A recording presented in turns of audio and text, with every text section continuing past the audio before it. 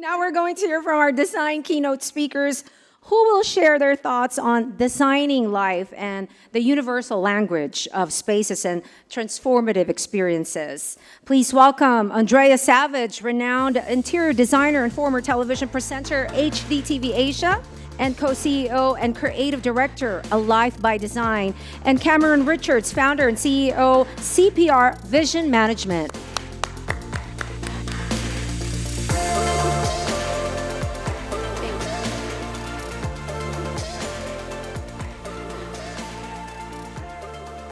Hi everybody, my name is Andrea and I am super excited to be here alongside with Cameron as today's Design Keynote. So we're going to lighten the mood a little bit and we're going to talk about how design can transform, transcend and empower. I love design. I live it, I breathe it. Why? Because of the way it makes me feel. And because I have had the privilege of watching it and seeing how it can transform and change people's lives. But what is design? Why do we really care about it? What does it actually mean to design your life? Do you notice anymore the design that's around you? Is it impactful? Do you yourself think that design can change your life and can change the lives of others? These are big questions, but these are ones that I am very excited about. Why? Because design connects, it shapes, it empowers, and most of all, it is a universal language that transcends. If you're sitting here and questioning this and thinking, just think about how you yourself have interacted with design since you woke up this morning. What did you use to brush your hair? What are you wearing? What are your shoes? What toothbrush did you use? Why did you actually choose these products out of hundreds and hundreds of choices out there? What was your preference for breakfast in this very hotel if you're staying here? Were you led by your hunger pangs? Or were you actually led by the fact that you liked the way it was presented? That's design. There is no doubt in my mind that design has the power to take us on a transformative journey, to evoke emotions, to communicate, to take us across borders, and to set moods. This is why I choose to live my life by design. So based on that, we know design can transform, it can transcend. But why? Well, the answer lies in the fact that the human brain can actually process images 60,000 times faster than it can process words. And 90% of information is transmitted to the brain is actually visual. Anyone wondering why TikTok is such a sensation and it's one of the most popular apps on the planet at the moment? That's because images, pictures, and graphics can overcome the communication barrier universally, irrespective of age and culture. Academic studies actually show that we consistently use less words per sentence, and visual learning improves 400%. Our brains are a visual processor, not a word processor. So that is why design is such a remarkable language. It's a language of images that we can share universally. So now that I've touched on the scientific stuff, what about the actual examples that showcase the power of design? Looking at the screen behind me, we can see that images can be, or design can be, a marker of history. In the 1980s, objects started to defy convention. They became colorful, they became oddly shaped, clearly symbolizing that the 80s had arrived. In 1992, the Disability Act was passed. This started to change the exterior of buildings. It disrupted the urban landscape and transformed it forever. Interior spaces opened up to accommodate living rooms, connecting, human connection, wheelchair access, living, bathrooms, and public spaces changed. Here's a fun example of the power of design. Let's turn to Netflix. Who's heard of the TV series Mad Men? I'm sure almost everybody in this room. Now, this show was not just successful because of the actors. It was successful because of the interior design sets. The sets were so authentic that they polarized mid-century modern aesthetic and set the world into a purchasing and remodeling frenzy. So much so that it drove consumer behavior. It created new brands, it created new products, and it even prompted the Museum of the Moving Image, this is a bit of a mouthful, Museum of the Moving Image in New York to organize an exhibition to showcase these interiors so people could actually go and experience them. Now, this is an interesting one. You're probably wondering why I'm showing you this image. Does design transcend? Does it evoke emotion? Does it really speak to a wider audience? I think these days we're always hearing all this information and we think, is it real? Is it authentic? Does it really make a difference? Well, absolutely. This Vogue cover was one of the most important and impactful designs in 2023. This design was so transformative, it sparked significant change. It influenced conversations about beauty, challenging ageism, and shaping cultural perspectives. It became a journey that not only evoked emotion, but also stands as a living testament to a woman who lives her life by design. How authentic is that? Wang Od, this lady, is a remarkable 106-year-old tattoo artist who designs and narrates her body and tells her own story through her tattoos. This cover basically had such a remarkable effect that people make pilgrimages to her village to go and experience her artistry and the cultural significance of her designs. Life-changing? Transcending? I think that kind of says it all. Moving now back to architecture and interior design. We know for a fact that design is aesthetic. We know for a fact that design is visual. But design needs to be crafted with a human-centered approach, irrespective of the method of conceptualization.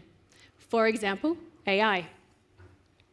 In the words of Professor Jason Pomeroy last night, the goal is to turn space into place, infused with people, with heart and life. Spaces, homes, products should not only be visually appealing, but also resonate with our senses, drawing us in and creating a meaningful connection. This chapel in South Africa exudes a magical aesthetic. The belief that aesthetics and functionality are mutually exclusive is a myth. A successful design should seek a harmonious balance between the two. A product or space needs to be both beautiful and functional, not only capturing the eye, but also fulfilling the needs of the user and the inhabitant. Modern design is being generated and created to transcend its original purpose. It goes beyond mere functionality and aesthetics. In the same way that architecture must consider human-centered design, so too should interiors. The impact of COVID accelerated the appreciation of how a lived-in space can genuinely transform and heal. And the word genuinely is something that I want to highlight. The importance of creating these spaces went to the top of people's priorities list. The instant noodle model, where you simply add water to create a meal, is admittedly a very straightforward design concept. However, when it comes to spaces within a building that people inhabit, those become the heartbeat of the build, and therefore the wider city and the greater community. In contrast, the simplicity of a quick meal, the designer of an interior space is nuanced and central to the human experience within a building. It involves careful consideration of aesthetics, functionality, and emotional impact on the inhabitants, making it a vital and intricate aspect of architectural design. Check out this design for a housing project, featuring bright colors and is cheerful and relates to the community. How impactful is it that color can transform what would normally be an exterior grey cement finish? Through market research and data, it fueled the design aesthetic to ensure that there was a meaningful connection with the community.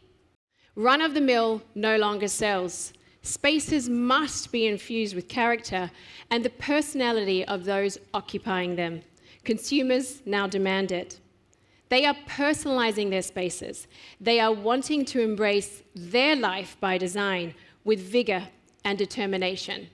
Design is everywhere. Design is everything. Every decision that you make in life is influenced by design. Where you eat, what you wear, what logo you want to create for your company. Look at yourself, the decisions you made today. This is living proof that you are living your life by design. Designs are not by chance, nor is your connection with them. They are designed with an intent in mind to create relevancy and connection with you emotionally. How? Well, this is where the data and the technology come into play. The future of design is the fusion of data, technology, and consumer insights. So I'll hand it over to Cameron. Good afternoon, everyone. Once upon a time, where business as usual was often good enough, is no more. Tech, data, digital, and design needs to be embraced. Where we are going, good enough is dead. Why would we settle for anything less? Success today is about getting the right people in the right seats on the right bus. Last year, the plan for the property industry was quite simple. Ride out the current risks and reposition the business for a period of sustained growth and improved returns. Shockwave. They no longer expect a U-turn the way things were before the pandemic. Instead, they've accepted the reality that a lot of people won't be returning to the office, or at least not normally as often, and sustainability and well-being is becoming the new norm. This has profound implications, not only for office owners, architects, designers, managers, brokers, but for the property sector overall. Homeowners' needs have changed as a result. Buying behaviors have changed. Design is now even more important than ever, both personally and professionally.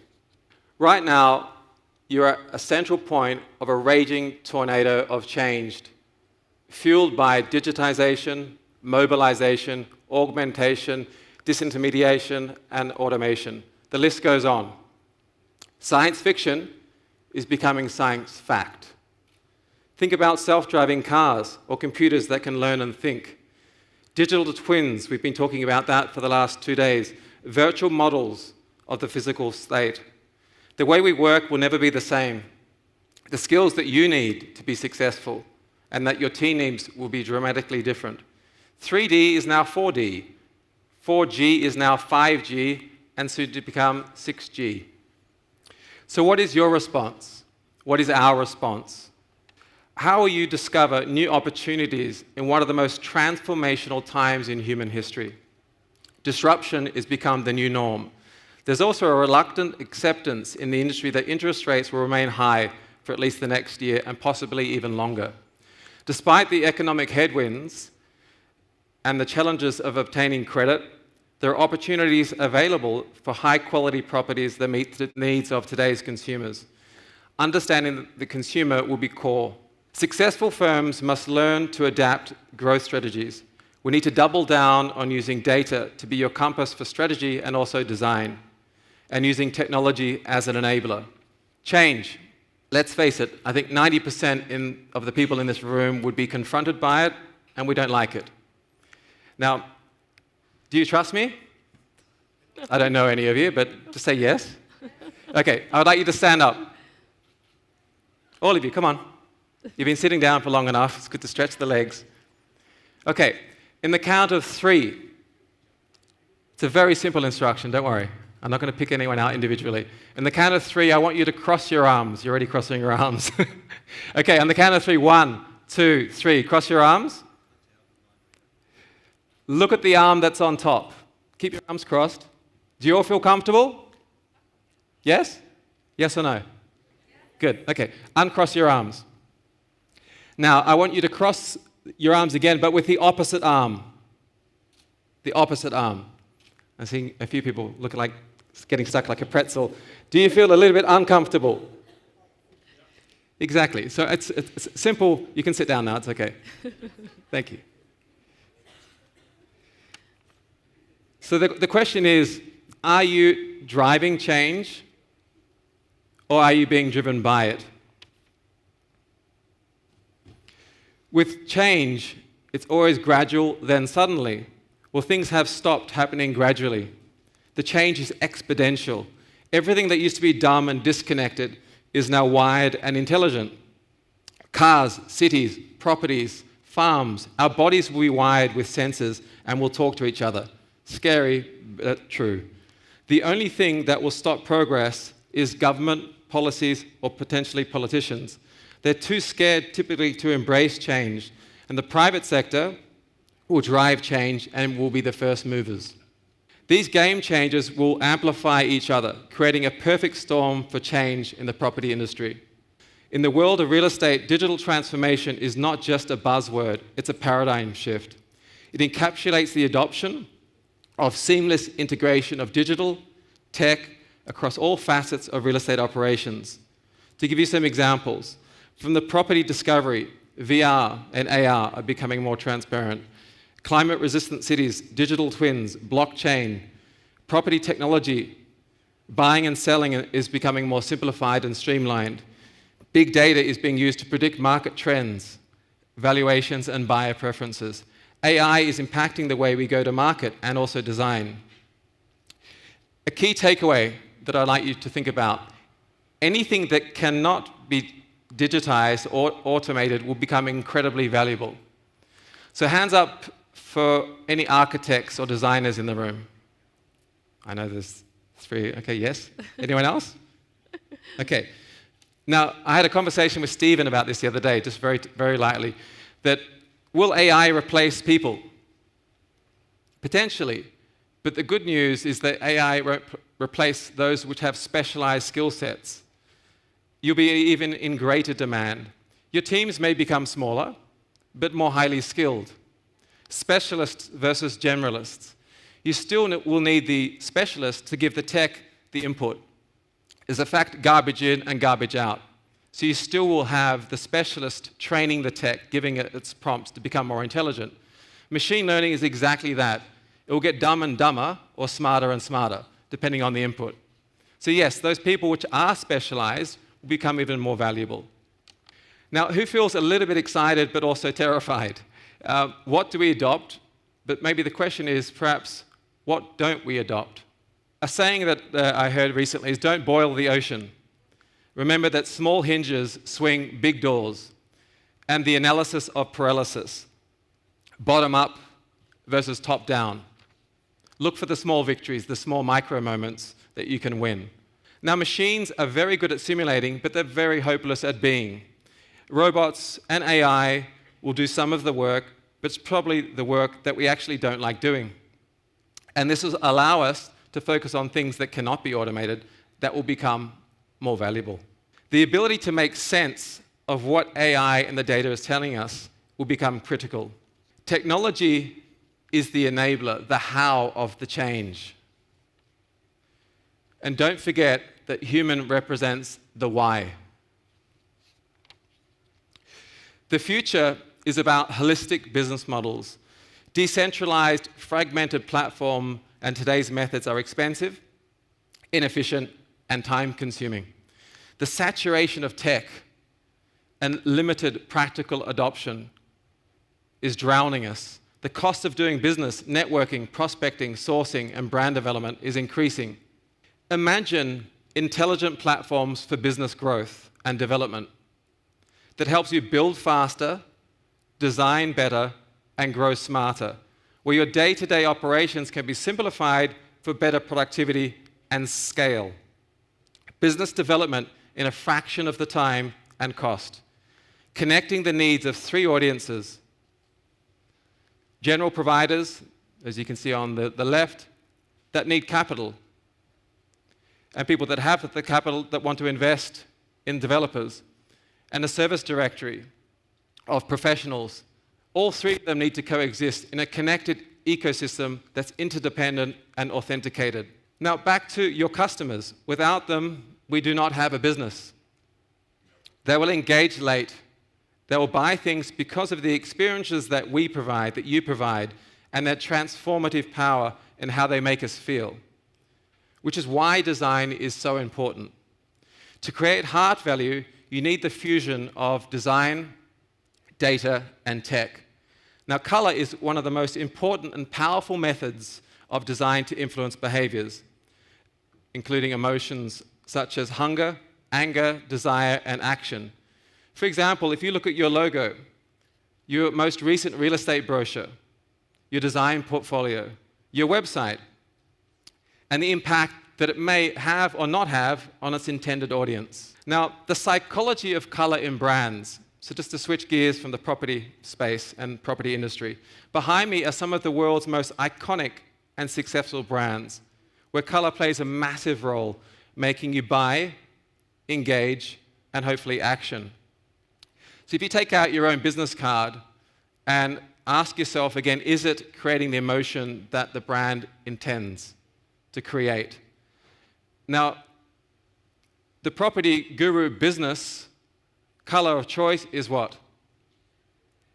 Blue. You must be paying attention. Blue, right? And you can see there that most banks and brands that want to evoke trust and security choose the color blue. And buttons, for example, on your websites or brochures, ultimately you want a customer to do something. You want to evoke action, call to action. The cost of car abandonment on websites is trillions and trillions and trillions of dollars. So again, the smallest hinges can swing the biggest doors. It has a huge impact. We work with leading brands globally that predominantly are both in the hospitality space but also in the retail space. And the smallest changes that we try and introduce actually have the biggest impact. Yet most brands try and boil the ocean, trying to solve the big problems when the solutions are straight in front of them.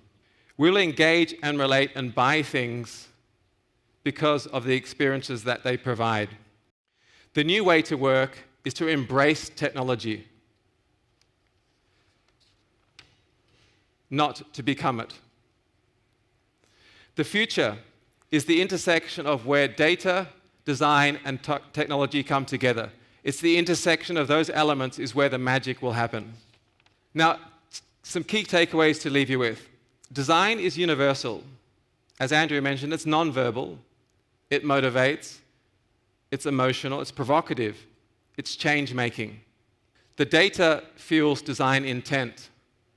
The technology is the enabler, the solution. And design is an overarching language.